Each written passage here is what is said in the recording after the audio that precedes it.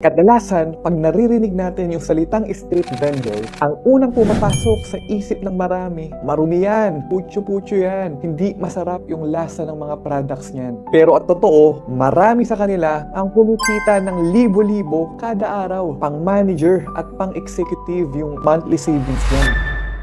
And for the past 5 years, nagbebenta na ako ng milk tea at kape sa mga gilid ng kalsada. At doon ko nakita ng street vending can be smart. May mga partners kami ngayon, dating factory worker, mga gaya ko dati na OFW, yung iba naman government employees. Ngayon, may sarili na rin silang mobile cart business. Maganda ang setup, may sistema at sustainable ang kita kada buwan. And gusto mo bang malaman kung ano yung vision namin sa mobile cart business? Gusto namin na itaas ang tingin sa mga street vendor na gaya namin. Yung tipong kahit nasa gilid lang ng kalsada, pwede pa rin maging maayos ang cart at maging premium ang lasa. Siyempre, sustainable ang kita. Kahit street vendor lang, may sistema sa pagnenegosyo. Nagko-content creation at marunong mag-Facebook ads. Nagagawa namin itong vision na to by providing a ready-to-start mobile cart business. Kung saan provided na namin lahat ng kailangan para mag-ooperate na lang yung mga partners namin.